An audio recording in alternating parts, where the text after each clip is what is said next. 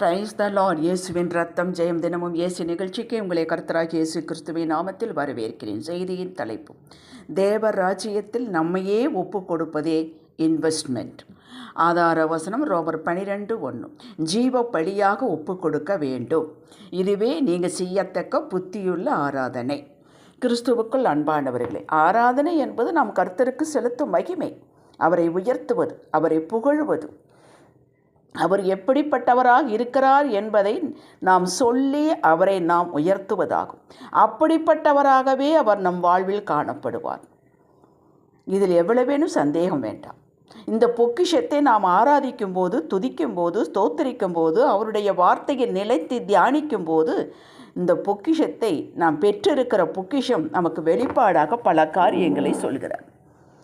ஆண்டவரின் நிறைவை, பிரியத்தை பெறுகிறோம். இது உணர்வை சார்ந்ததில்லை, விசுவாசத்தை சார்ந்தது. இவைகள் வெளிப்பாடாகவும் பெறுகிறோம். எதையுமே இழக்காமல், விலைக்கரையும் செலுத்தாமல் அந்த அற்புத பொக்கிஷத்தை பெற முடியாது. நாம் பல காரியங்களை ஒப்பு கொடுக்க வேண்டும். நாம் இந்த உலகத்தில் தான் வாழ்கிறோம். இந்த பூமியில் தான் நம்மை வைத்திருக்கிறார். உலகத்தை உதறிவிட்டு போக முடியாது. இது அர்த்தமற்றது. தாமரை தண்ணீரில் தான் இருக்கிறது. ஆனால் தண்ணீர் தம்மேல் விழுந்து தேங்கி விடுவதை தாமரை அனுமதிப்பதில்லை. உலகத்தின் போக்கு, வழிபாடு, கொள்கை, நம்பிக்கை நம்மேல் வந்து தங்கிவிடக்கூடாது. நாம் அனுமதிக்கக்கூடாது. நாம் ஒதுங்கிக் கொள்ள வேண்டும். அவைகள் நம்மை விட்டு ஒதுங்காது. நாம் தான் அதை விட்டு ஒதுங்க வேண்டும். ஆம், இது ஒரு அர்ப்பணம். இது ஒரு அர்ப்பணமான வாழ்வு. இதுதான் ஒப்பு கொடுப்பது. பொக்கிஷத்தை பெற நாம் செலுத்தும் விலைக்கிறையும். வேதத்தில் ஒருவன் ஒரு வயலில் ஒரு பொக்கிஷத்தை கண்டு கொண்டான். உடனே தனக்குரிய எல்லாவற்றை விட்டு அந்த வயலை கொண்டான் என்று வாசிக்கிறோம். இன்னொருவன் விலையேற பெற்ற முத்தை கண்டு தனக்குரியதெல்லாம் விற்று அதை கொண்டான் என்று வாசிக்கிறோம். ஆம், கர்த்தர் என்ற பொக்கிஷத்தை, அவருடைய இன்டிமிசியை பெற நாம் எதையும் இழக்கலாம். இழந்ததையும் மீட்டு தருவார். மத்தேயு 19:27 பேதுரு கேட்கிறான், இதோ நாங்கள் எல்லாவற்றை விட்டு உம்மை பின்பற்றினோமே, எங்களுக்கு என்ன கிடைக்கும் என்றான். இயேசு மத்தேயு 19:28-29 வசனங்களில் பதில் தருகிறார். வாசியுங்கள். 100 பெறுவீர்கள் என்றார். இயேசுவின் நிமித்தம் இழந்து தரித்திரராய் ஆனவர்கள் என்பவர் எவரும் இல்லை. அவர் நம்மை வாழ வைக்கவே மரித்து உயிர்த்தார். அதே மத்தேயு 19 16-24 வரை உள்ள வசனங்களை வாசியுங்கள். ஒரு ஐஸ்வர்யவான் நித்திய ஜீவனை அடைய நான் என்ன செய்ய வேண்டும் என்று இயேசுவிடம் கேட்டார். இயேசு இவைகளை நீ செய்ய வேண்டும் என்று பட்டியல் கொடுத்தார். நான் இவைகளை சிறு வயது முதல் செய்து வருகிறேன் என்றான். இயேசு, உன்னிடத்தில் இன்னும் ஒரு குறை உண்டு. உனக்கு உண்டானவையெல்லாம் விற்று தரித்திரத்துக்கு கொடு. அப்பொழுது பரலோகத்தில் உனக்கு பொக்கிஷம் உண்டாயிருக்கும். பின்பு என்னை பின்பற்றி வா என்றார். இந்த பொக்கிஷத்தை டிரான்ஸ்ஃபர் பண்ணு என்றார். இந்த வார்த்தையை கேட்டது அவன் துக்கமடைந்தான். ஏன் துக்கமடைந்தான்?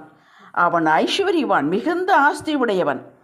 அதையே நம்பிக்கொண்டிருந்தான். அதுதான் தன்னை காப்பாற்றும். அது இல்லாவிட்டால் தனக்கு ஒன்றுமில்லை என்பது போல் அவன் உணர்ந்தான். ஆஸ்தியே இருக்க பிடித்து கொண்டிருந்தான். துக்கமுகமாய் திரும்பி போய்விட்டான். நாம் எதை பிடித்திருக்கிறோம்? சற்று யோசித்து பாருங்கள்.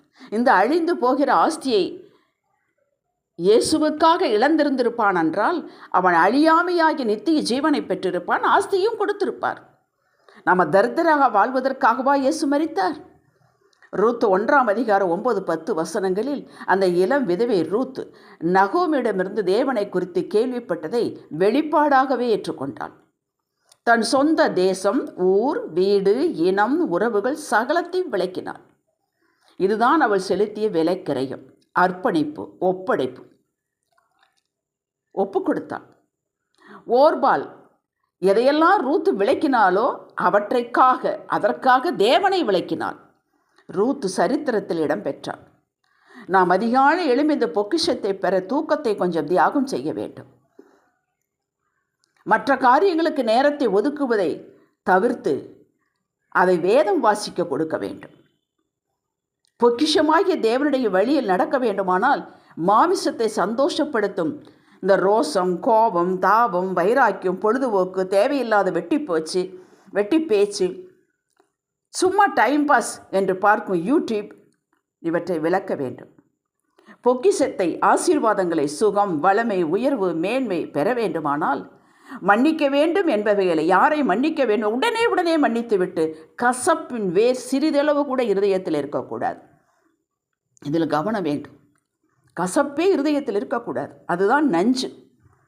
இதைத்தான் பவுல் நான் அனுதினம் சாகிறேன் என்றார். 1 கொரிந்தியர் 15:31.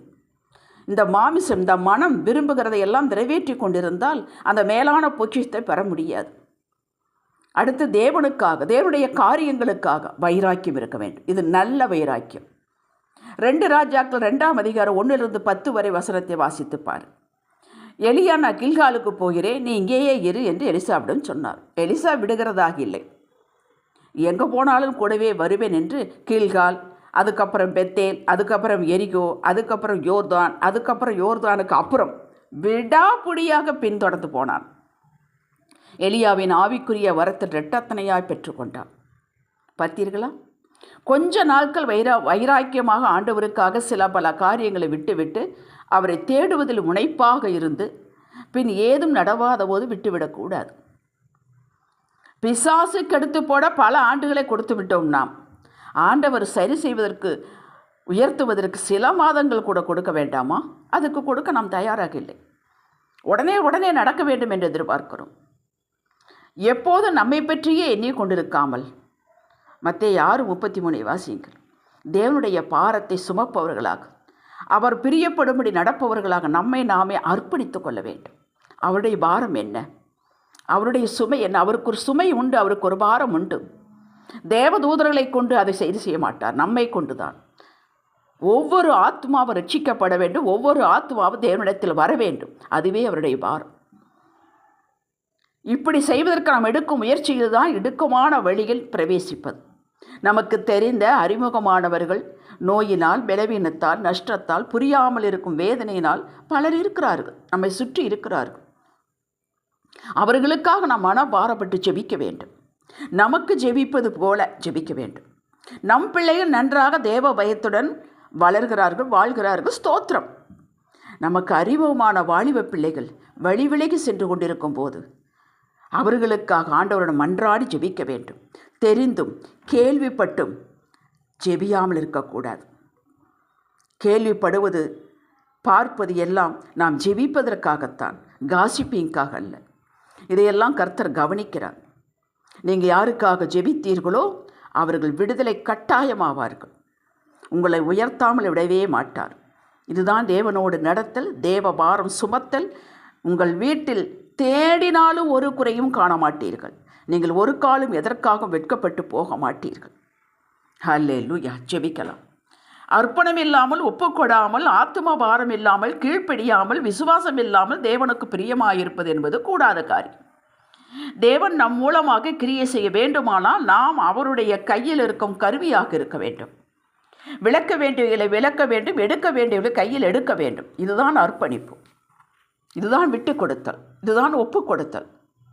நம் வாழ்வு அர்ப்பணிக்கப்பட்ட வாழ்வாக இருக்க வேண்டும் என்று இன்று நாம் கற்றுக்கொண்டோம். தகப்பனே, நாங்கள் அர்ப்பணிப்போம், ஒப்பு கொடுப்போம். இதோ ஒப்பு கொடுக்கிறோம், எங்களை பயன்படுத்தும் தகப்பனே. இயேசுவின் நாமத்தில் பிதாவே, ஆமென். ஹல்லேலூயா.